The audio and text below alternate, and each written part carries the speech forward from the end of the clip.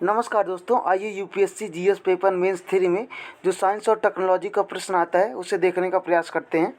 हमारा प्रश्न दिया है, राष्ट्रीय ब्लॉकचेन फ्रेमवर्क के प्राथमिक उद्देश्यों की चर्चा कीजिए। डेटा गोपनीयता और सुरक्षा पर इसके प्रभाव का परीक्षण कीजिए। ठीक है, इसका आंसर हम लोगों को 150 वर्ड में लिखना है।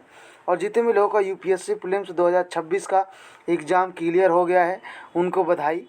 और जो लोग 2-4 नंबर से रह गए हैं किसी वजह से, मायूस ना हो, नेक्स्ट टाइम आप बेहतर प्रयास करेंगे। ठीक है, आप अपने उत्तर की शुरुआत ऐसे कर सकते हैं कि राष्ट्रीय ब्लॉकचेन फ्रेमवर्क ब्लॉकचेन प्रौद्योगिकी विस्तारित विकेंद्रीकृत ब्लॉक प्रणाली का शासन प्रशासन में उपयोग से संबंधित पहल है, जिसका प्राथमिक उद्देश्य ब्लॉकचेन प्रणाली के प्रभावी कुशल उपयोग व विनिमय से है। अब हम लोग एक हेडिंग लिखेंगे, डाटा गोपनीयता पर प्रभाव, क्योंकि प्रश्न में यही पूछा था। तो पहला पॉइंट आप इसमें लिख सकते हैं, ब्लॉकचेन विकेंद्रीकृत ब्लॉक सिद्धांत पर कार्य करती है, अतः डाटा अधिक सुरक्षित होगा। दूसरा पॉइंट आप लिख सकते हैं, शासन में प्रभावी सेवा वितरण में उपयोगी, उदाहरण के लिए स्मार्ट दुबई पहल।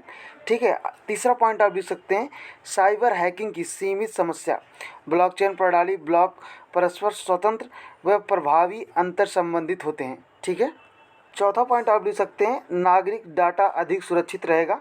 अनुच्छेद 21 आप जानते होंगे, गोपनीयता अधिकार से संतुलित रहेगा।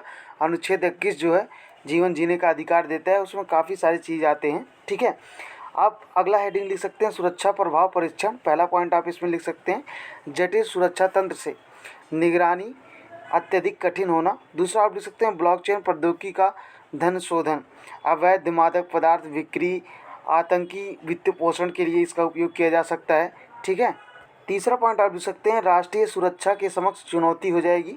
चौथा आप लिख सकते हैं, उच्च लागत व सीमित पहुंच, जिससे प्रशासन में अप्रभावी हो जाएगा यह, क्योंकि इसमें बनाने में काफ़ी खर्च लगता है। एक बहुत ही उच्च कोटि का तकनीकी है, इसमें काफ़ी खर्च लगते हैं।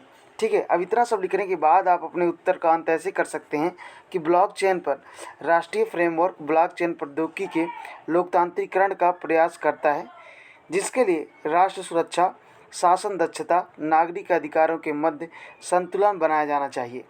Thank you so much for watching this lecture.